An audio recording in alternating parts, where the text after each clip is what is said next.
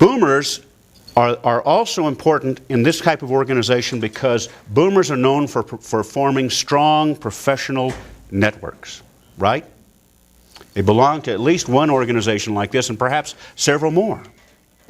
They value meaningful work and organizations that provide meaningful experiences to them.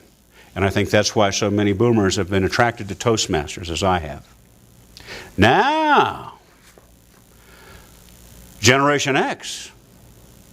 Generation X, well, they were latchkey kids as their parents, many times both parents were working. Generation X grew up with as kind of basically having to fend for themselves, becoming independent. They wanted a flexibility that may not have existed at home and what with daycare and school, so they learned to compartmentalize their lives. They had work and family, work and play, work and vacation, and don't ask me to do more than that.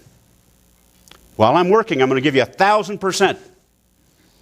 But don't try to take away time from my family. That's Gen X. Generalities, of course. They have an informal approach to jobs and coworkers. And it might come off as disrespectful, even though they don't mean for it to. How many times have you been in a meeting of Toastmasters and a real young person just kind of jumps up and says, "What?" Or gets up and leaves and goes to the bathroom in the middle of a speech? Well, that's not very respectful, is it? Well, they have to go to the bathroom. Well, sometimes as we get older, we have to go to the bathroom too.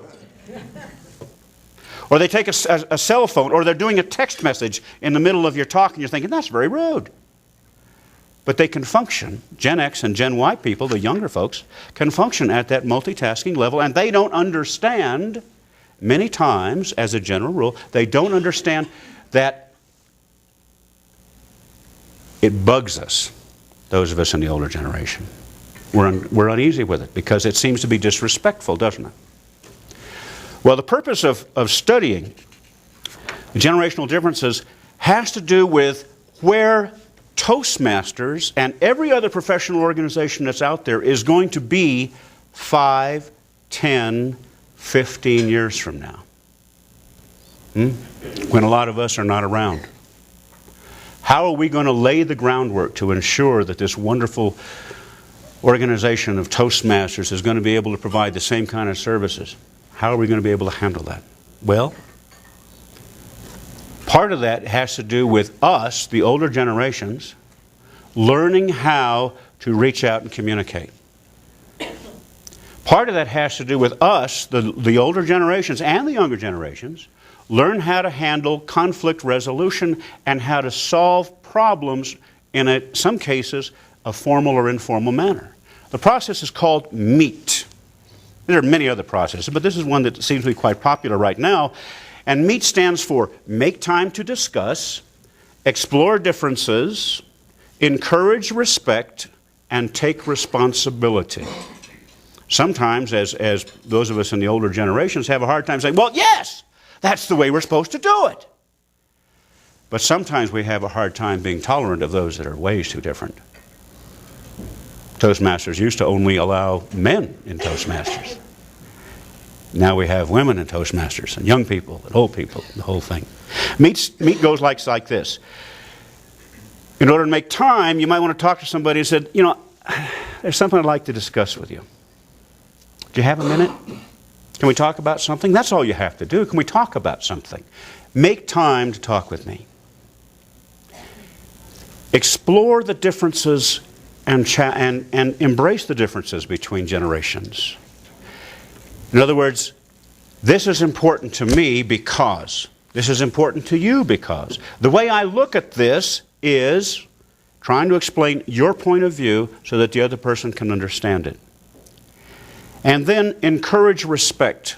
When someone is bothering you for one reason or another, or something you're saying is bothering someone else, say, I see your side of it. I really had a similar experience. And this is what I found out. If we're not willing to meet halfway, then those who are substantially different or younger or whatever are going to find themselves feeling like they're just blowing out. So we need to do that. The last one is taking responsibility for our actions. All of us have to take responsibility for our actions.